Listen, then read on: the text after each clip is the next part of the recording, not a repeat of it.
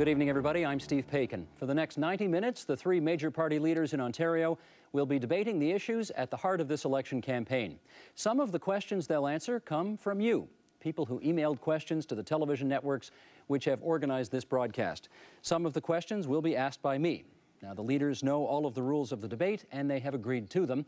So let me introduce the leaders to you. From left to right, Howard Hampton is the leader of the New Democratic Party. Dalton McGuinty is the leader of the Liberal Party. And John Tory is the leader of the Progressive Conservative Party. Gentlemen, good evening. Good to be with you tonight.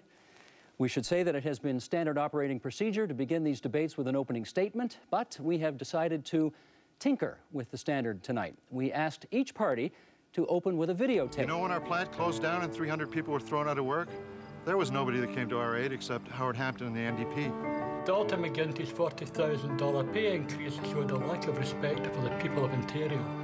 Howard Hampton and the NDP voted against it. The NDP led the fight to get us a decent minimum wage. Howard's plan for cheap hydro would go a long way to saving jobs in this town and surrounding communities and in the north. The NDP wants to freeze tuition, which is good for me and it's good for everyone. I can focus on my education instead of focusing on how to pay for it. They believe in fairness.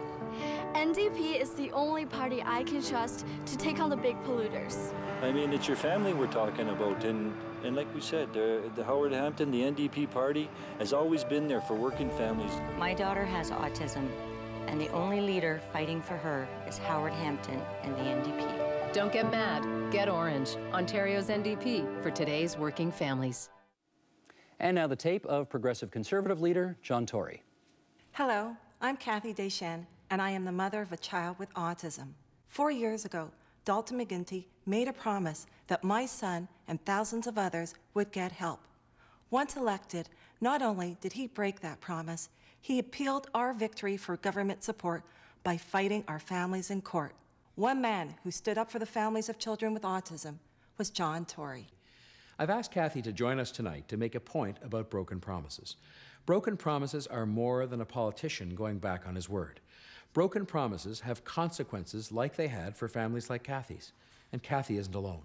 Ask the children who suffer from asthma because Dalton McGuinty broke his promise to close coal plants, or people who live in fear of criminals set free by Dalton McGuinty's catch-and-release justice system. We can do better than this. I want to earn your trust, not just on October 10th, but every day as your Premier. I'm John Tory, and I say leadership matters. Mr. McGuinty, I have this question. A mother contacted me. Her son has autism. He wanted to start school in Ottawa this fall. He was told by the board he could not start school because they did not have the supports to help him. How do you think that mother feels when she hears you say the funding formula's been fixed, and in fact, for 40,000 kids with special needs, the help is not there? That says to me the funding formula hasn't been fixed. Mr. McGuinty, answer, please. Well, the first thing I would say is that I've never said that the funding formula is fixed. In fact, I would argue it will be a continuing work and progress. And let me just speak to this issue about this mother. Terry and I are raising 4 kids of our own. They're all in their 20s now, and that was a handful. So I can only imagine the real challenges and the special responsibilities you have to assume as parents for an autistic child. But let me tell you something about what we've done when it comes to providing additional supports for autistic children. The fact of the matter is we've tripled the funding. There was no funding for autistic programs under the NDP government. We've now tripled the funding that was there under the Conservatives. We're covering twice the number of children. And this through our platform now, just let me just finish. Wow. The platform that we're putting in place right now will bring $10 million to introduce IBI for the first time in the Ontario curriculum. Out of touch. I hear from the same parents as Mr. Hampton. I don't know why you don't hear from them. Where their educational assistant has been laid off and the position has been eliminated because of your failure to fix the funding formula, and those kids are trying to stay in school without help. That's what's happened on your watch. Gentlemen, I've got to come in here. Forgive me. I've got to come in. That's our time for question 2. Let's move. You know, Steve, I think if it had been bad, if it had been one promise only, and this one that Mr. McGuinty seems to want to explain tonight, he doesn't want to explain the others. I mean, what about coal? What about fixing the hospital emergency rooms? What about the kids with autism who had a promise broken to them and their families? What about making agriculture a lead ministry in the government? There was promise after promise after promise. Mr. McGuinty talks about his family. I used to go with my grandfather on Sunday mornings to his garage. He had a trucking business. And I used to see him do business with people, and he shook their hand.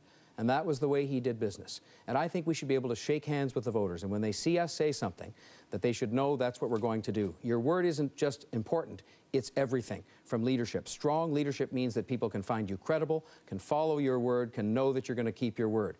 I don't think recall legislation is any replacement for a leader who keeps his word. Thank you, Mr. Tory. We go to 4 minutes of open debate right now. Mr. McGuinty, you can start off if you like. Well, you know, for about 3 years now, Mr. Tory has been traveling the province, attacking my integrity and calling me a liar in everything but name. In everything but name. What he refuses to do is acknowledge a painful reality. You stuck me, but more importantly, your party stuck the people of Ontario with a $5.6 billion deficit. And I was left with a tough choice. I had two choices. I could continue to close hospitals and fire nurses and fire water inspectors and underfund our schools, or I could ask the people of Ontario to do something which I knew was not easy. I grew up in a big family. I know how hard parents work to make ends meet. And the choice that I made, it was not an easy choice. The choice that I made was to say, folks, I know it's not easy, but you know what? 1 out of 3 Ontarians are now developing cancer. 40% of all the money we put into health care is going to seniors. That population is about to double. We need to invest more in our health care. Months after you knew there was a deficit because of the report written by your own appointed person, months after, 3 weeks before your budget, you repeated the fact you were not going to raise taxes. You did. You went right on television 3 weeks before your budget, months after everybody knew there was a deficit. But look, let's put that one aside for a minute. What about all the other ones? What about the coal plants? Not closed. You said they would be closed. What about the kids with autism? No, just a minute. Only government that's ever closed the coal plant. Mr. Tory needs to finish. You said they would all be closed by now. What about the kids with autism who you fought in court using taxpayers' money? What about the emergency rooms where you said you would unclog them? They're worse than ever today. Ask the people when they go to the hospital what they're experiencing. Hours of waiting. You kept so few of your promises, it's destroyed credibility of politicians, all politicians. That's our time. Gentlemen, that's our time for debate this evening. We have allotted each of you 1 minute for a closing statement. You drew lots ahead of time, and Howard Hampton, the leader of the NDP, has the first 1 minute closing statement tonight. Thank you. Tonight, Mr. McGuinty made excuse after excuse for breaking his promises and letting working families down.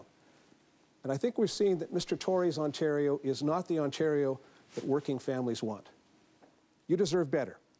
I'm asking for your support so we can achieve a fair deal for you. Here's what it means. A $900 health tax rebate for a working couple. Raise the minimum wage to $10 now. Roll back and freeze tuition fees. Make sure all kids, including kids with autism, get the education they deserve. Reduce hospital and emergency room wait times by improving home care and long-term care. A real plan to fight global warming, and a right-to-know law on toxins in your environment. 6 commitments by Howard Hampton you can count on. Or 6 dozen more promises by Mr. McGuinty. We can make life better for you and your family. And that is the end of our debate this evening. We hope you have found it useful and that it will provide you with at least some of what you need to know in deciding how you will vote. Election Day is less than 3 weeks away, October the 10th. Thanks for watching. I'm Steve Paikin. Good night, everyone.